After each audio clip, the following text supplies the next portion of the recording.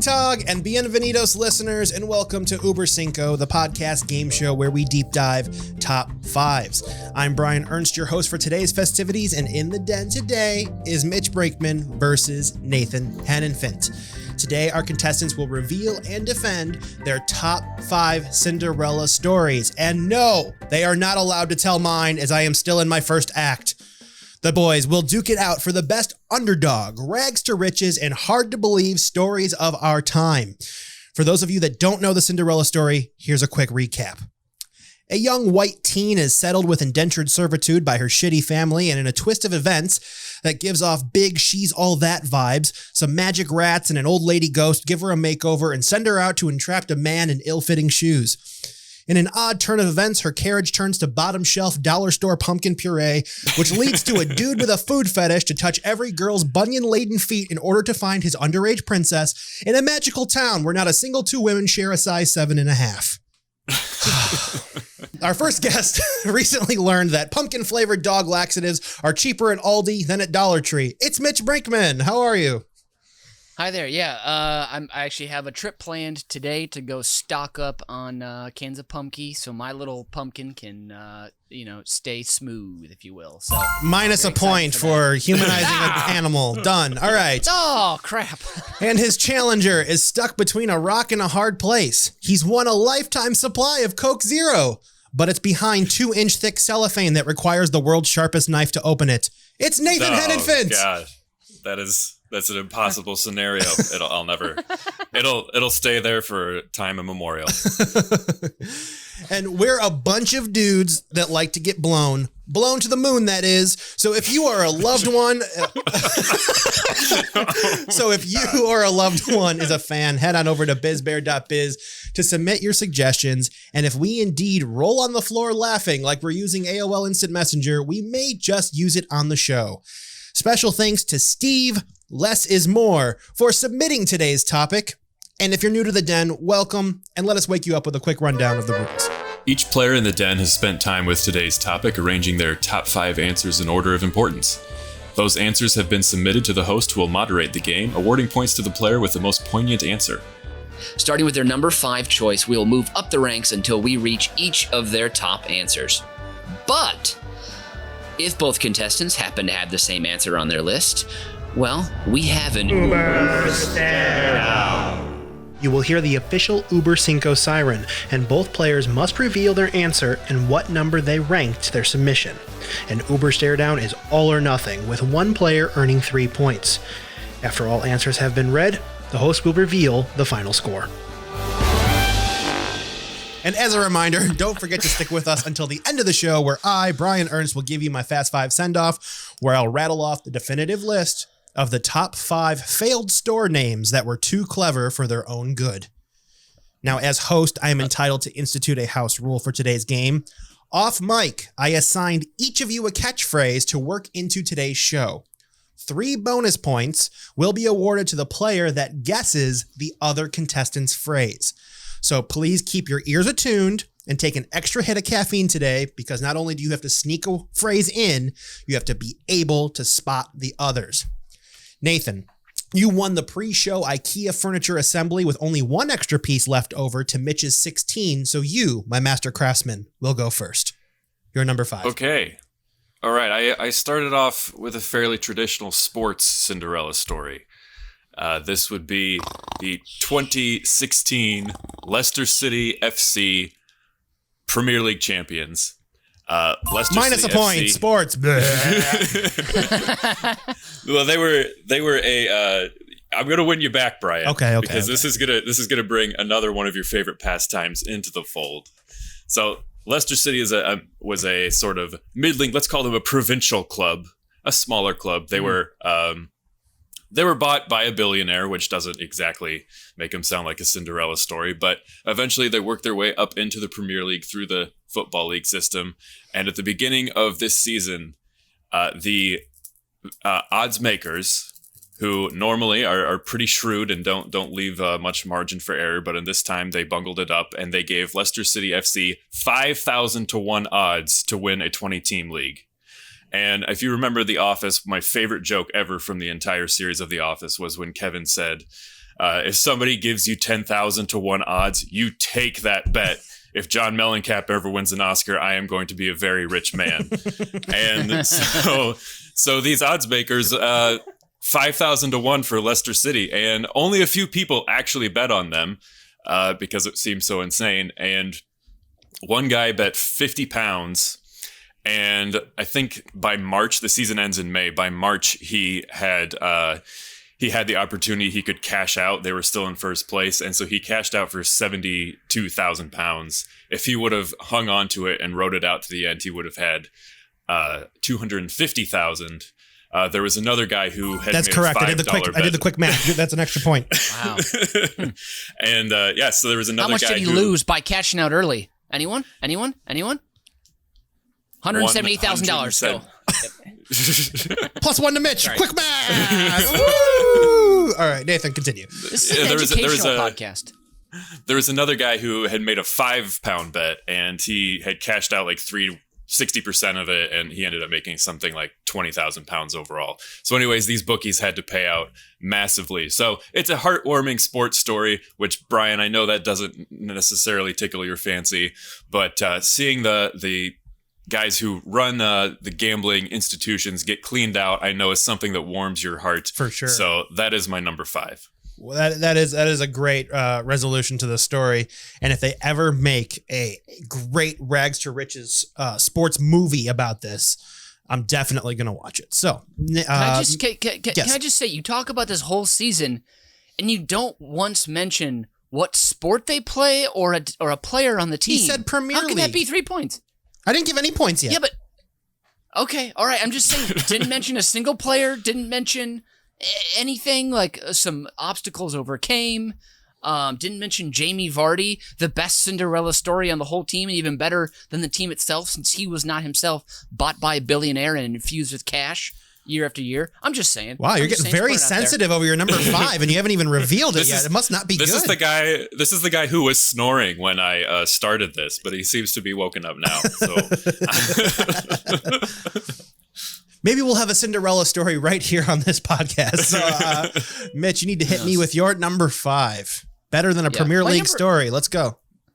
My number 5 doesn't need context for people to understand it because everyone understands it. And my number 5 is pork. Okay? Pork at the beginning, it's been shit on by holy books. It's been considered like the filthy meat. Everyone considers pigs to be gross, scary, nasty. Oh, they roll in the mud. Disgusting. I don't want a pork chop. Oh, steaks are better. Chicken is... No. Pork had a shit run too long, but now pork is at the top, baby. It is no longer the other white meat. It is the number 1 white meat. Pulled pork, better than pulled chicken and shredded beef. Pork chops, amazing, succulent, juicy. It's a classy dish. Bacon. It makes everything better, and it's incredible by itself. Fillets get wrapped in bacon to make them palatable because fillets don't have enough fat in them to be cooked well on their own. And so pork is finally getting its due right now. And I know recently in the past 5 years, it's been bacon mania. I mean, especially here in Chicago, we have bacon fests, bacon flavored vodka, bacon flavored whiskey, bacon donuts, bacon on your pizza, bacon in your Brussels sprouts. Yes, it's even elevated a previously hated vegetable as well.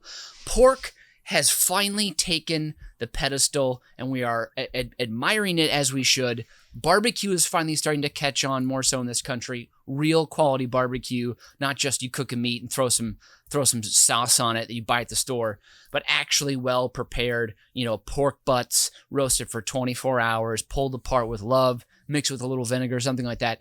So I'm putting pork here at number 5 because they people were afraid of back in the day. Trichinosis. You ain't tricking me no more. Pork is clean now. Pork is delicious. Pork is for your family. This has not been paid for by the pork board, but if the pork board does need someone on their roster to go out and scream the beautiful attributes of pork, get at me, porkies. All right. Thank you very much. You would make such a nice little pork boy. He's pork's poster child. I mean, I'd get behind that. So yeah, you are right that the fact that America now considers bacon to be a condiment is great. I love that. Bacon does make everything better. I do like my pork chops. I do like my pulled pork. You did say white meat a lot, so I was a little racist. So I was thinking about taking a point away, but you saved me with bacon, so I think you're all right there. So for this round, I am going to give Nathan, you're going to get 2 points for your story about gamblers. I love the fact that the bookies got it to them. And then Brian, Mitch, yes. Sorry, excuse me. Go ahead, interrupt. A lot of people, I know. I love to just call me Mr. Interrupty. You're just porking in here. Let's go. I know. I'm just gonna oink right in here and just give you a little pork tidbit here. A lot of people think pork is unclean or not as clean as chicken, when in fact, chicken is responsible for far more foodborne illnesses and poisonings throughout America than pork ever is on a yearly basis. Pork, you can cook pink. Chicken, you cannot, okay? I just want to point that out. So for those of you out there listening at home thinking chicken's a much cleaner, easier to cook and safe meat, no, not true. Get on the pork bandwagon, dive in the pork barrel, and get those bacon juices all over you. It's time for pork. All right, thank you very much. Cool. Pontification over. You're still getting 2 points. All right. Come on. Okay. Moving on to number 4. Nathan, what do you got for us? Well, this one is just something right out of my personal life. Back in 2011, a full decade ago, I was cold. And I know. Wow. I was cold. It was a spring day, and the forecast was off by about a good 12, 13 degrees, and I was I think out. you meant emotionally. Okay, sorry, keep going. Well, that hasn't changed, but I was very chilly.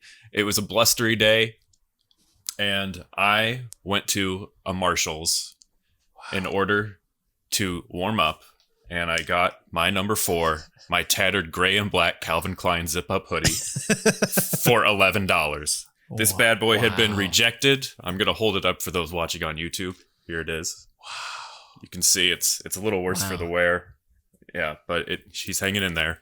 And so so this guy has been with me for 10 years. I just wanted it to warm up that one day. Didn't think I would be hanging on to it. It kept me warm after nobody had bought it at the main retail stores. It had been passed down through the supply chain all the way to Marshall's, where all the rejected clothes go to either be picked up by someone like me, or eventually, I don't even know what happens when things aren't sold at Marshall's. I don't know where they go. I hesitate to even think about what fate might have befallen my beloved little tattered sweatshirt here. This sweatshirt then went on out of obscurity to travel with me to 11 different countries, and it has been my go-to on cold spring days and chilly fall days. It's the zip up. It has the multiple looks. It goes with everything because of the black and gray.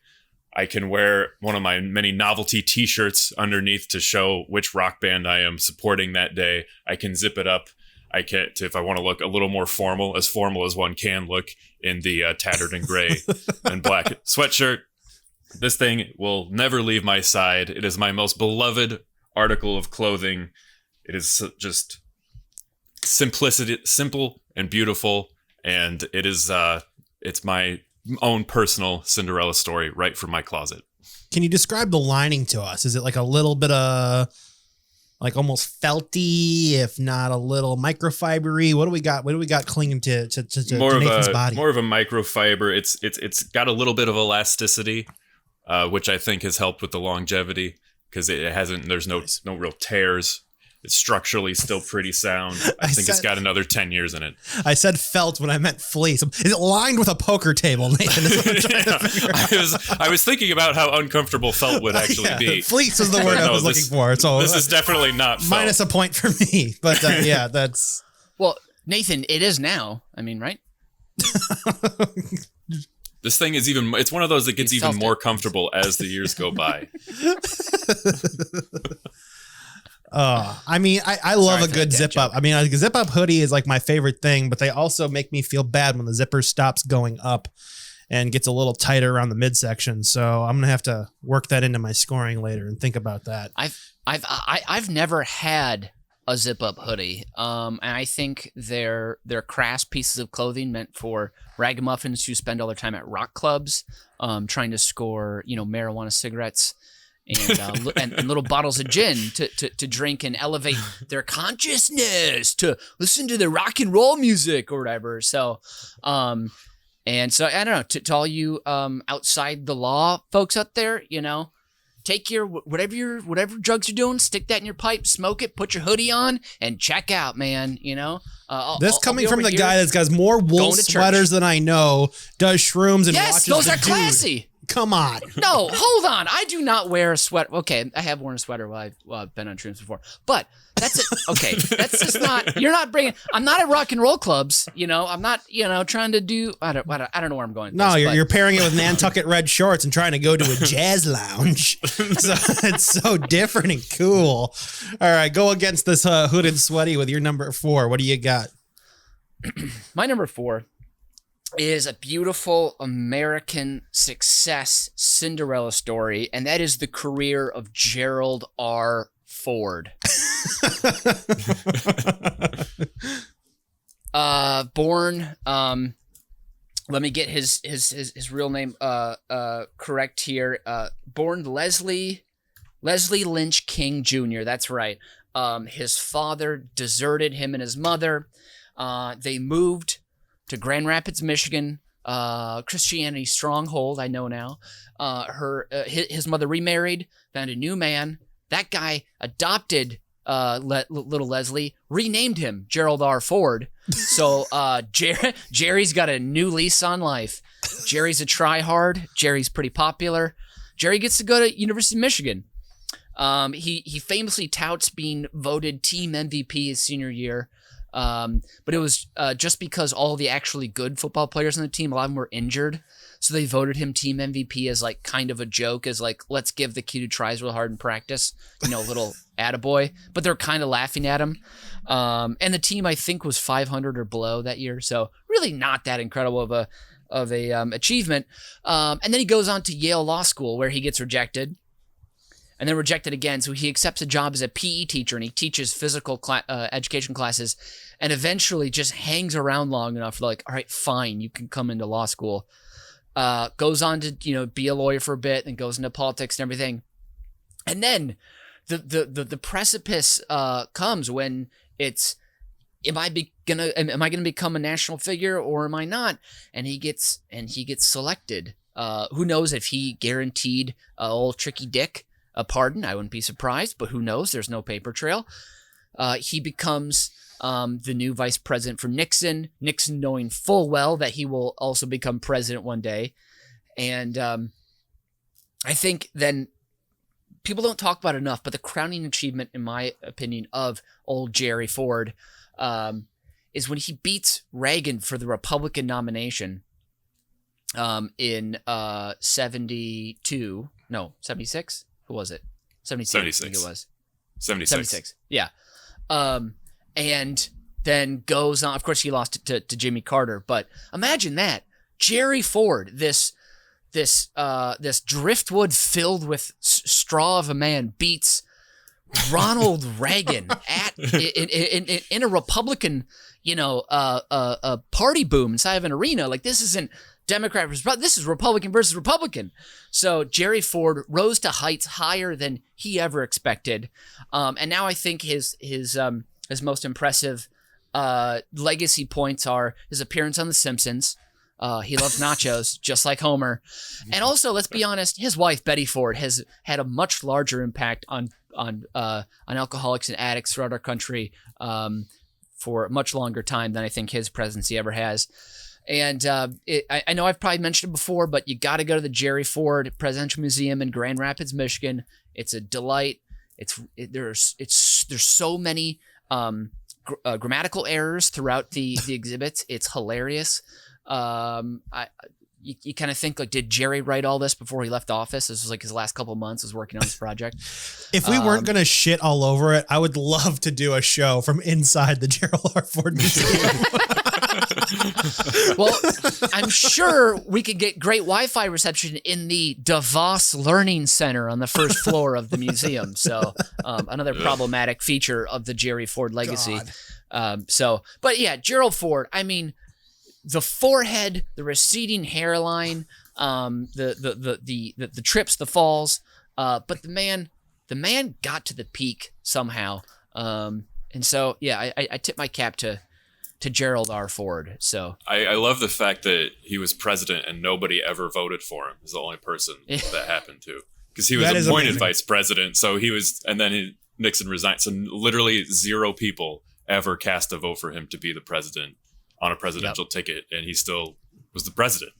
That shouldn't happen. But no, that should not happen. But my favorite part in this whole story is that, could you imagine being the stepdad that renamed the president of the United States?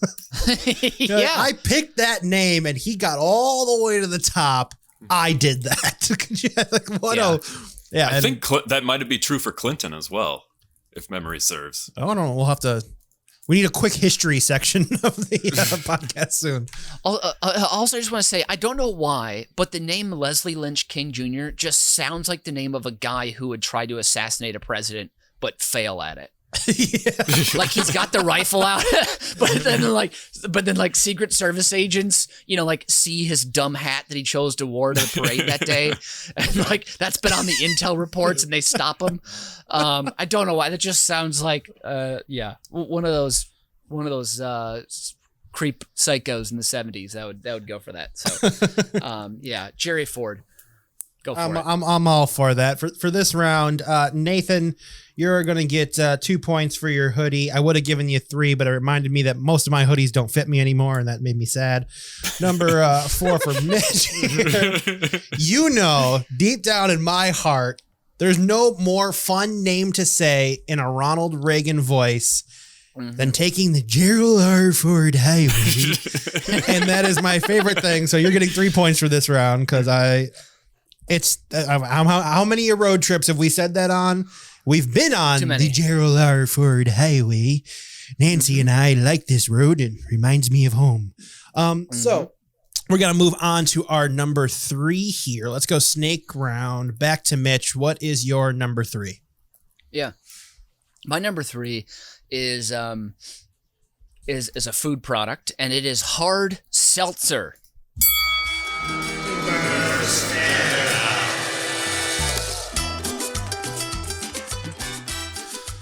That's right, folks. We have a stare down here. So, I'm changing the rules a little bit today. You would think a food product would have gone against pork earlier. Nathan, can you reveal what your number 1 is for the audience? My number 1, potato chips.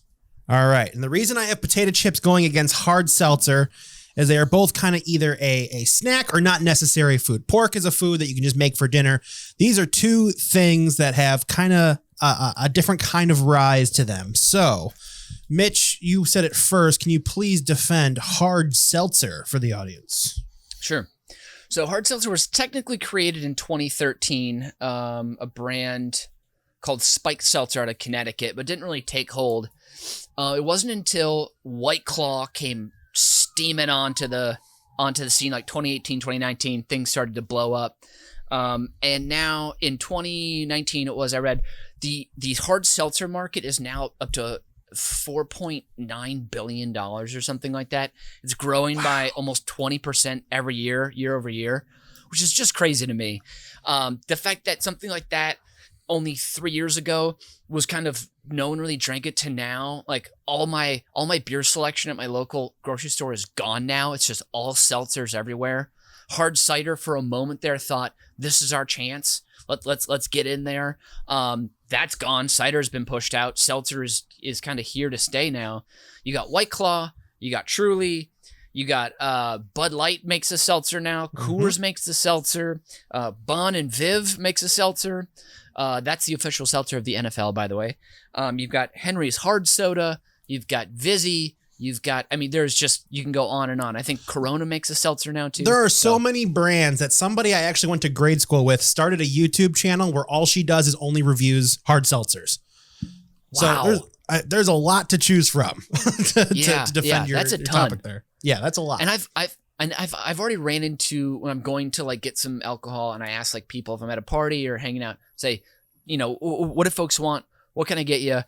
And they say, hard seltzer would be great. And I'm at the store. I'm like, this brand who's like trying to break in, you know, Jock and Tug's, you know, hard seltzer for guys is like on sale. It's on sale for $10. Normally it's $18. Like, is this cool? Can I get it? And people will text back like, no, I only drink the Claw. You know, there are no laws when you're drinking Claws or whatever. It's like, no, I only do Truly Citrus, or I only do a Corona, you know, like pineapple mango. The brand loyalty is impressive in this market for sure. Yes, it's very fast. And what surprises me about that is that the reason people drink hard seltzers is because they probably in the first place didn't give a shit what they were drinking anyway. They just want something that's low cal and will make them feel weird, feel funny, or give them the courage to talk to that hot person across the room. And that's it. So like, you're not drinking this because you're like, this is the best tasting thing I've ever had. It's like, this will make me feel lighter, or I think I'm doing less calories, when really it's still a high calorie thing, because it's still alcohol. So, but there's room in the market, I think, here for UBK Studios Hard Alka-Seltzer that will really just kind of start some brand loyalty with some Biz Bear brand Hard Alka-Seltzer. That'll do it. I've never had a hard seltzer, not even one. Oh gosh, I've never done it. I mean, yeah. Most. Where have you been the last 8 years? Quick math. I just haven't done it. I don't know. It's never seemed that appealing to me, and I guess I'm not hanging around the people who are drinking it all the time. Are you afraid? Yeah. Are you afraid of what it might change you? Maybe I am. I don't. All right. Well, I guess I'm gonna have to. This is the year. I think he's a truly man. You look like a truly man to me. Truly pineapple or mango is actually quite good, but honestly, I would say hard seltzers make sense when you're outside in the sun. I get it there. We're like, yeah. I don't have anything to do for the rest of the day. I'm here at the beach, or I'm here at my friend's pool, and like we're getting weird. Yes, throw me a hard seltzer. I can chug it down. That's fine. But if I want to enjoy my beer or want to like pair it with food, hard seltzer sucks ass because it just tastes like medicine, kind of, most of them. But certain hard seltzers are just a really easy drink. If you're just into LaCroix, which usually tastes like water that has been sitting next to a case of strawberries for an hour. That's about how much flavor is in a LaCroix. Yeah. So if you just need something easy to get you back into it, I did have one friend say once, White Claws got me back into drinking. So wow. So there is good in the world. So, all right, before we dive too much, go ahead. Well, I was saying, these brands too, they now have, a lot of them offer a pure flavor, they call it. So it's no flavor at all. So it's just carbonated water that gets you drunk. Which at that point, like, just don't drink, or just do shots of vodka or whiskey and then just drink something that tastes good. I don't know. That makes absolutely zero sense to me. That's about whatever. I'm not going. I'm not taking that bait. Okay, Nathan, your number one. You have the potato chip. Why is this your number one Cinderella story? Spite. That's why. So let me tell you the story of George Crumb. George Crumb was a chef who worked up in the Adirondack Mountains in New York in the 1800s. And he is credited with inventing the potato chip because at his lodge where he was working, the fried potato has been a staple of human consumption for centuries. But, the sort of chips, as in the English sense, or fries as in the American sense, or scalloped potatoes or whatnot. So whatever he was serving, his fried potato selection, it got sent back to him 3 times by an unruly customer who was possibly a guy named Cornelius Vanderbilt III, although a lot of this is falls into the category of urban legends, so that just seems too good to be true. But anyways, this unruly customer, we'll call him Cornelius for the sake of the story, kept saying like, well, no, these potatoes, they aren't sliced thin enough. There's not enough seasoning, so he sent it back, which is always insulting to a chef, particularly one as well known as George Crumb. And so George Crumb was like, all right, well, I'm a professional. I take my customers very seriously. The customer's always right. So he made it a little bit slimmer and had some more seasoning. Cornelius sends it back again. Same complaint. George is a little pissed, but he does it again. Thins it out a little bit. Gets sent back 2 more times. And George is like, finally, you know what? I can't do it anymore. And he snaps. And he slices them as thin as he possibly can and dumps all the salt he has at his disposal on it. And he sends it out and he's like, there, take that. If he doesn't like it, he can just eat this garbage that I'm sending out. So he sends it out and Cornelius loves it. Just can't get enough of it. He's like, this is amazing. This is the best snack I've ever had in my life.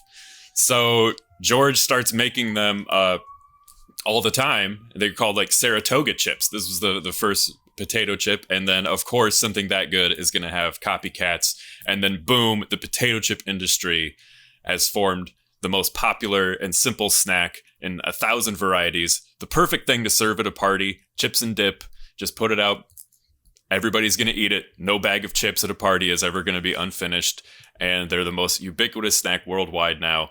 And it all started out of one man's spiteful attempt to piss off his customer. I mean, potato chips are a staple, and they are going to probably be right next to the hard seltzers at your local barbecue. I mean, what else are you going to wash down the potato chips with than taste of a flavor of whatever, insert seltzer here? This is hard for me, you guys. Mitch, what do you think? You're a potato chip fiend. Yeah. What do you think of the story? I am. I think was it was Cornelius Vanderbilt III? Would that be the Cornelius Vanderbilt you're talking about, or is that his son? Well, the Vanderbilt family was quite prominent. This one was a military officer. Is his most notable achievement. Okay. Oh, okay. I was gonna say I'm in the middle of the Vanderbilt biography right now by T.J. Stiles. Wonderful tome. It's very long, 1,300 pages. Learning all about his ferry business right now in New York City. But in terms of potato chips, I would say that I don't know. I mean, do you have any hard data on how long it took for them to take over the snack world? Like, was this incredibly fast in terms of those? Because, I mean, hard seltzer took over the shelves at the grocery store in under 2 years. Well, you got to remember, this was all just based on the Telegraph, and it only took, and the numbers I found, estimates vary from as long as 6 days all the way down to 13 minutes. So it was, wow. It was pretty good. Okay. But 13 minutes in 1887 time is like, what, 4 years in today's time? Is that what it is? Well, no, adjusted for inflation, it actually is the other way. So it could have been like 7 or 8 seconds. Yeah. Wow. Oh my God. Son of a gun. I mean, okay. Seltzer doesn't make you want chips, but chips makes you want seltzer. So what does that mean to you, Brian? I don't know. Was seltzer born out of spite? I mean, spite seems to be a bigger theme today. Drunk people famously don't eat after they get drunk. That is well true. Known. That is true.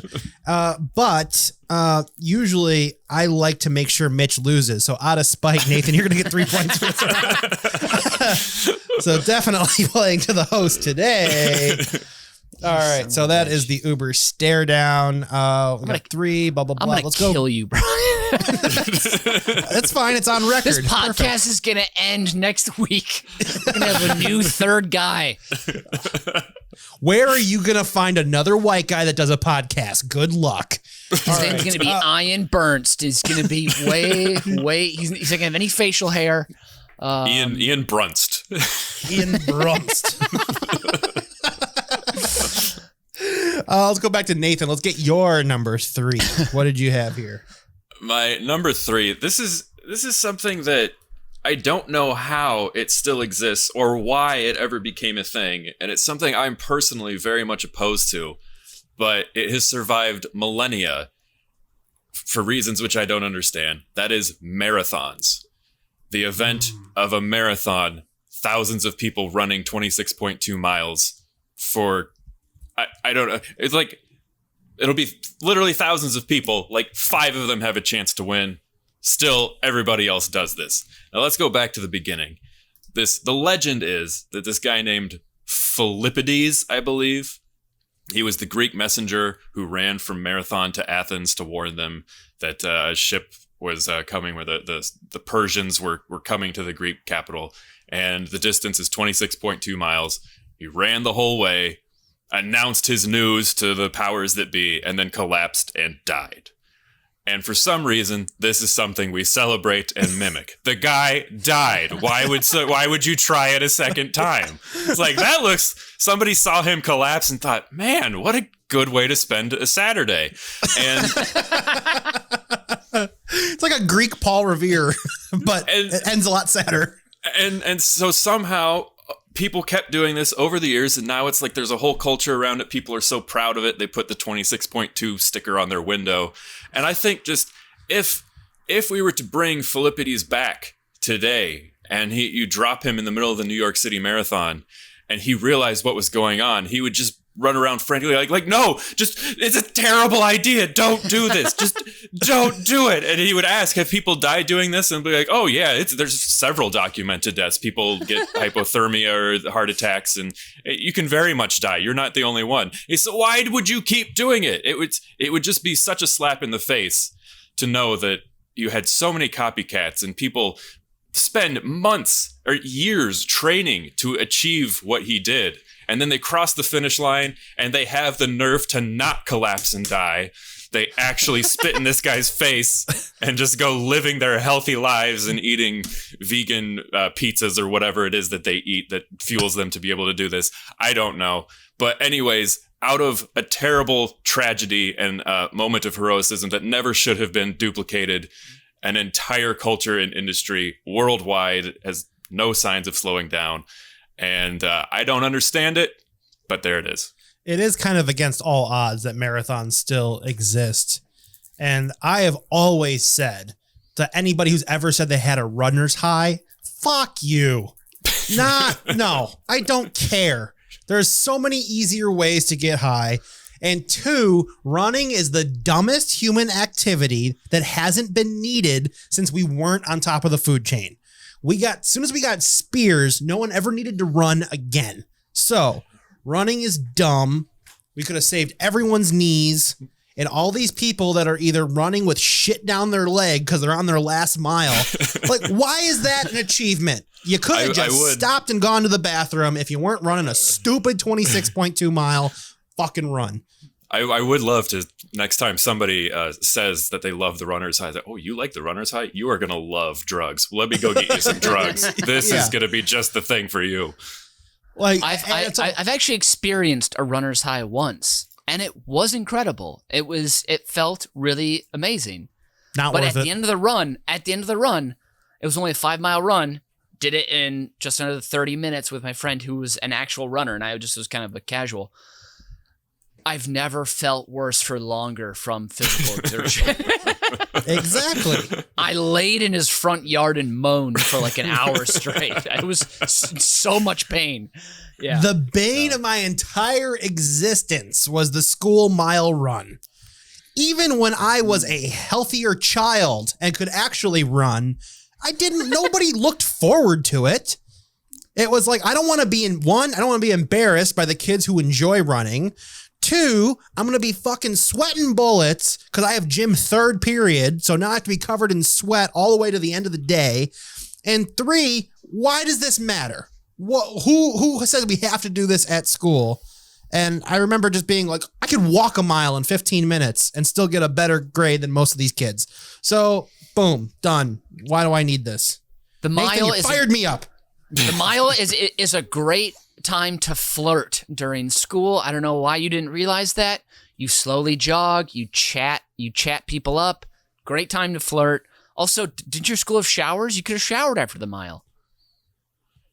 No, none of our school in middle school or high school were the showers available because it caused more concern than hygiene. Too many people are going to fuck around in the showers and take too much time and do all this and blah, blah, blah. We don't want to hear from parents who think it's too old to have kids shower at school. So I never showered at high school or grade school, which was sad. And plus, it's not fun for me, who's always been a huskier kid, to flirt with somebody while doing this. You going to the dance? You like me? Cool. We'll go for pizza later. That is not a fun time for me to flirt. So, oh, God. Nathan, I wanted to give you 3 points, but now I'm all upset. You're only getting 2 because, God damn it, fucking mile run. Times 26.2. What the worst idea ever. Mitch, number 2. All right, Brian. My number 2 is a national treasure. If she Nicolas hasn't Cage? gotten, no, close. Sorry, wrong national treasure. Yep. If she hasn't gotten vaccinated yet, God, please, someone go get her vaccinated because we cannot lose this person, and that is one of my absolute tip-top Mount Rushmore Hollywood favorites. I'm speaking about Jane Lynch. This is a wonderful Cinderella story, much like in the story where she's, at the manor, scrubbing floors, putting in her dues, getting looked down upon by her hotter step siblings or whatever. Jane Lynch toiled in Hollywood, taking guest starring roles, bit parts. Her first role was in 1988, and it wasn't until she got onto Glee in 2009. So do that math. What is that? 12 plus 9 is 21. And it wasn't until like season 2 or 3 where she finally got her large scale due. People started to realize Jane Lynch is a national treasure. She's insanely talented. She is hilarious. So it wasn't until this time where she finally got those big roles she deserved. She finally got some financial security. Now she's hosting a Hollywood game night. She does that. She was in Wreck-It Ralph. She voices characters in tons and tons and tons of projects. She's got 222 credits on IMDb. Of course, some of the bigger fanboys like myself will remember her from the Christopher Guest films, Best in Show. She is the world's #1 dog trainer. I mean, she's Mighty Wind, former porn star turned musician. She keeps killing the game. Whenever she shows up in a bad CBS sitcom, she's always the brightest spot in the scene, always stealing the episode. Happens 2.5 Men as the therapist. She was amazing. I'm glad to say I haven't seen that episode, but I've heard that she was very good on that, she was recurring, and she was like the only thing that, like, anytime I saw that scene, I would stop and watch. The rest of it you could skip, but she is a phenomenal therapist for Charlie Sheen. Yeah, so I'm just so happy for Jane Lynch that she's finally she's in a comfy place. People understand that she is a gilded comedic legend at this point. So I would love, if I'm an executive somewhere, I'm giving her like a Carol Burnett style show. Let her just fucking extend her wings and show all of her colors. Netflix, get on that. Ted Sarandos, get on that. Let's go. So that's my number 2 Cinderella story. And one of my favorite underrated performances is Dr. Kathy Walland in The Fugitive, opposite Harrison Ford in 1993. Everyone forgets that local Jane Lynch was in that movie. I recently saw that. That was the first movie I have seen back in a theater since this all started, in a socially distanced theater. They're doing a replay of The Fugitive, and I saw this, and I was like, these are the scenes I remember, other than all the stuff that John Mulaney has rehashed over the time. Just switch the samples. But the fact that Jane Lynch helps him solve the mystery is one of my favorite things. So talk about a true Cinderella story that's definitely worth getting behind. Yeah. Nathan, what's your favorite Jane Lynch role? It is the dog trainer in Best in Show. One of my favorite classic movies. Watching that movie was a pivotal moment, like sort of, when you level up in a video game. That was sort of me leveling up as like a person within my family, because we watched that I was like it came out I think in 2000, so I would have been like 13, 14. Mm-hmm. And my sister Laurel, my cousin Andrew, and our parents were all there at my grandparents' house. My grandparents, very proper, classy people from a generation, 2 generations before myself. And we watched Best in Show, and it wasn't turned off. We watched the entire movie and everybody laughed, even at the very adult humor. And I was like, oh, this is a thing I get to enjoy with adults now. Like that was, so I'll never forget seeing that movie for the first time. And yes, she was hilarious. So thank you, Mitch, for bringing up that nice little moment. No I'm problem. also attuned to her role in 40-Year-Old Virgin, especially that scene where she improvises that Spanish song that her former lover used to sing to her. So letting her spread those improv wings in a I guess mass marketed movie as opposed to, I mean, Christopher Guest movies get seen all the time, but I feel like that's that getting into those Judd Apatow movies that really allowed her to get Glee and finally get the recognition that she deserved, that she should have gotten decades prior. That's 3 points for Jane Lynch. Come on, I'm not messing around with that. Yeah, thank you. So I mean, I know I'm scoring that before I give you your number 2, Nathan. But come on, it's Jane Lynch. Number 2, Nathan. What do you have there? This is very much the opposite of the marathon. This is something I think we all can agree is a positive thing in the world. Another thing that started with one purpose and just blew up. Sadly, the people who invented it aren't around to see just how crazily popular this became. This is blue jeans. Blue jeans were invented by Jacob W. Davis and patented with Levi Strauss in the early 1870s. They were, they're designed to be a tough-wearing, sturdy garment, mostly for miners, people down in the mines. It was a practical garment. It wasn't supposed to be fashionable, but people kept wearing them for working purposes. Then in the 1950s, long after the gentlemen who invented them are gone, you got Marlon Brando, you got James Dean, you got them looking as cool as anybody has ever looked, and they're wearing the blue jeans. They become widespread, so many variations. You go through the bell bottoms, you go through the skinny jeans, you go through the ridiculous Jinko jeans that are like 14 feet in circumference and you could wear the chains. And my favorite, of course, is the distressed and ripped jeans. I would love to be able to bring back Davis and Strauss and just drop them in 2021 and be like, hey guys, it's 150 years later. Quick math. And 150 years later, and check out how many people are wearing these jeans. And if they go to the club late at night and they see, or not the club, but a nicer upscale bar, but one where people are still wearing jeans, and they see all these women with the ripped jeans, they're gonna be like, man, I didn't know there were gonna be so many women working as miners, and they really work their asses off. Like, they're getting torn up down there. No wonder they feel like they deserve a drink. But they would just be shocked to see jeans have spread to all the continents, and everybody has a pair of jeans. Everybody has a favorite pair of jeans that you just slide into, and they are the most comfortable and natural fitting thing. It takes, in my estimation, it takes a good 14 months to really break them in, and before you know a pair of jeans, how it's going to fit around your waist, how it's going to fit at the knee, how it's going to fit. You don't want the jeans that dangle on the ankle. The cuff of the jean down by the ankle hitting the actual skin, very unpleasant. Other than that, though, jeans are a tremendous, tremendous garment, and they came out of humble beginnings. I think part 2 of this time travel escapade is to actually take these guys and put them in the factory to watch them pre-rip the jeans. So they can go, what are you doing? No, you're just a destroying product. Oh man, blue jeans are a good Cinderella story. Cause I mean, it's 49ers on down. We still got it. Yep. We're still wearing them all the time. So. Well, I'll say one of my favorite classic Americana looks is the denim shirt with the jeans, and shirts like I'm sure a lot of people that wear it is like a fake cowboy look, but like a belt with a big buckle. You got the denim on top and bottom.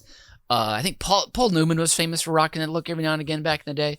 I know the second Bush as president, he would go down clear brush and something like that. Just a good solid, something on the verge of a Canadian tuxedo. Yeah, but just it's a little classier than that. It's more Texas.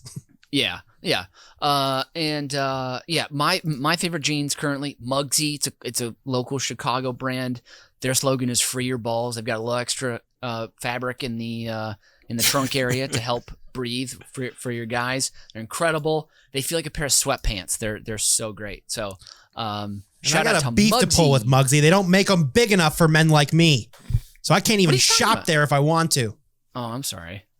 So that was made me sad. I was like, you talked up Mugsies to me for so long. And I'm like, oh, I'm going to get these. You also talked up a pair of shoes to me once. And I was like, oh, I'm going to go look at it. Don't make them in a 15. They don't make the jeans big enough. I'm like, wow, this is why Mitch gets to be so stylish. And I have to go to the clearance big and tall section of a Kohl's and hope that there's something nice.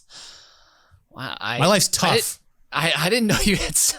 Brian, let's just keep unloading here. Let's keep this going here. Come on. It's you sorry. gotta shop like me. It's hard when you can't put down the FARC. Shopping's harder.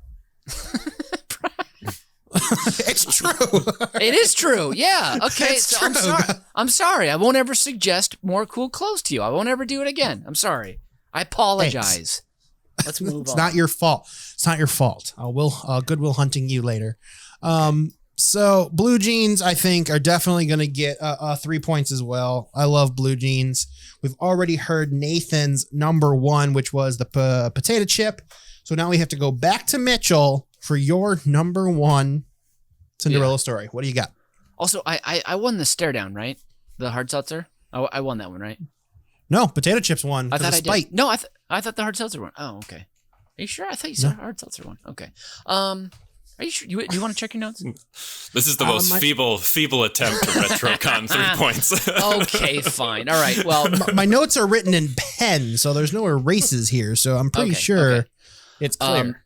my number one Cinderella story, I actually wrote down the wrong year. I meant to write down 1997. I went back and checked my historical notes, and it's 1997. Okay, so I just want to make that clear to you, Brian.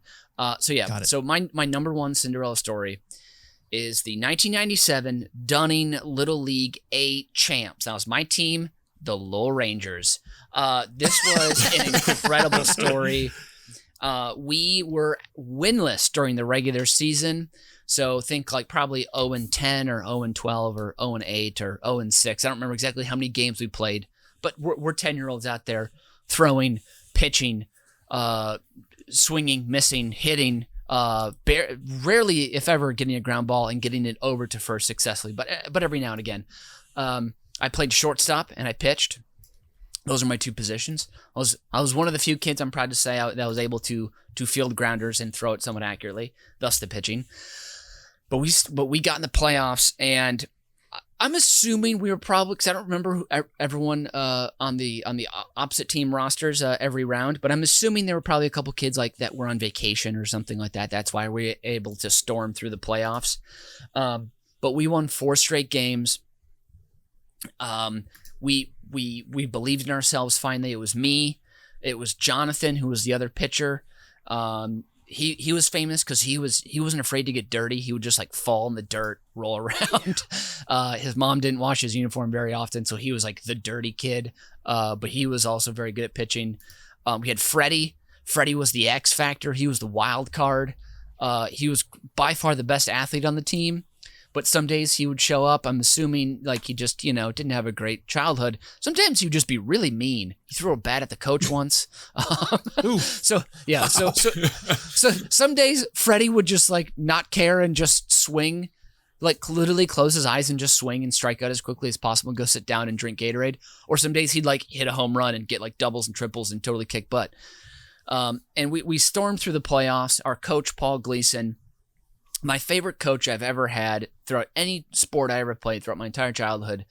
He was one of my dad's friends, also into our church, was on my dad's softball team too. He was a great coach. He knew when to show tough love. He knew when to just give you like a little bit of expert advice. And he was always there with claps and for support. And I remember the distinct memory of when we won the championship. We tried to douse him with the Gatorade, thing, of course. But we didn't have a full-size Gatorade thing because we were 10-year-olds. So it was like a little bit smaller. But we still weren't strong enough to heave it up, have him not know it was coming, and get him wet. So instead, he moved, and we just got his ankles a little bit. And that was our big celebration. I remember it was a super hot day, and the day of the championship game was the day after we moved into a new house. So I didn't get a great night's sleep. I was kind of unsettled because my new room had a door to the attic, and the attic was creepy and unfinished, kind of like your basement in your dream house. And and I didn't play that great. In the championship game, we won 3-2. But we pulled it out, and so I want to dedicate this one to Coach Paul Gleason. He's looking down on us. He passed tragically about 10 years ago. So Paul, this one's for you. Thank you for the memory of a lifetime, and the number one Cinderella story of all time. I lay it at your feet, Brian. Thank you very much. The classic Lil Rangers story. This is a heartstring tugger. And in honor of Coach Gleason, of course, I can't give anything to this but 3 points. It is such Thank you very much. Adorable little story of a bunch of little kids finally making it out of their rut. What a classic. Now, putting all the points together here. Did you have that pre-written? That sounded pre-written. I didn't. I just spoke weird. So, we have a lot of points to look at here. You both had 2 points each for quick math, so those cancel each other out. But there is today's house rule, which I didn't hear yours, Mitch. Can you refresh my memory in which number you snuck it into? Because I did not hear you use the phrase.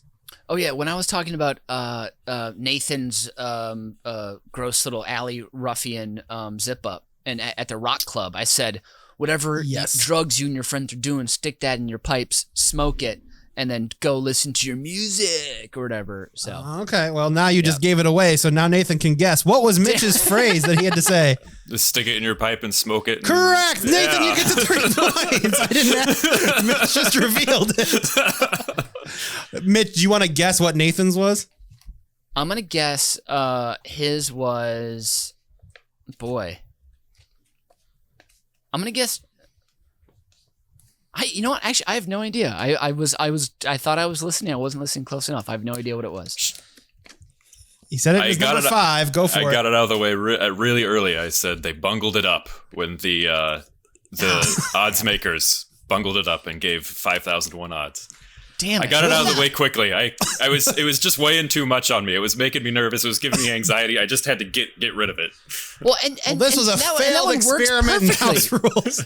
That one works perfectly for that betting one. Mine was, Nathan, did you have any idea what mine was though? Well, yeah, I just guessed it. Yeah. Oh, come on. That was what I was gonna guess, and you can never prove otherwise. Bull freaking roar. Okay, don't try and blow me to the moon with that Amy story. All right then. So with a final score of 17-13, Nathan, you are today's winner on a technicality.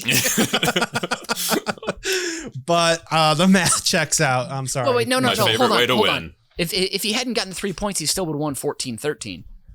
Correct, but he won by more on a technicality. Wait, quick math bonus, huh? And then never mind. Okay. Doesn't matter. No points are. I wrote them in pen. You can't go back. Sorry. We cannot leave today without my Fast 5, which of course is the top failed store names that were too clever for their own good. Number 5, Around the Bend. What seems like it would have been a nice local bike shop is actually an oddly specific travel agency that offers bike tours around small town Bend, Oregon. Famously known as the home of the last blockbuster, Bend enthusiasts are trying to capture a new form of tourism to keep those copies of Air Bud World Pup on the shelves a little longer. Number 4, Calling the Kettle Black. A clever name for a tea shop, right? Wrong! This mini mall hole in the wall can only be entered from the alley, attempting to cash in on the squid inked food phenomenon that no one asked for. It is even more niche as they only sell Black Kettle Foods, which is just squid ink dyed kettle chips and popcorn. The tar smiles of the unhappy guests are clearly a sign for help. Number 3, In a Pinch. What a cute name for a convenience store. Nuh-uh. In a Pinch only sells oddly restrictive male underwear. Number 2. La Dee Da. What would have been a bubbly, colorful children's candy store is just a Chris Farley, Matt Foley impersonator in a dark room you pay $5 to roast you. La Dee Da. Number 1. That One Place. Meant to be a hilarious marketing ploy, That One Place was a general store with a bunch of unique finds you could only find at, you guessed it, That One Place. When no one knew how to find this fucking place, a hostile landlord takeover kicked out the tenants that used their life savings to open it and instead rented the place to a sex shop that kept the name. That One Place is now synonymous with lubes, rubbers, and cuffs instead of worldly treasures. Oh. Sad. That's this week's edition of Uber Cinco, with not one but two axes in the background ready to perform Wonderwall for you has been Nathan Hennenfen. And the other guy is Mitch Nathan. And I've been Brian Ernst, and as Biz Bear always says, investing in crypto makes no sense, but what a ride, huh? Auf Wiedersehen and adios.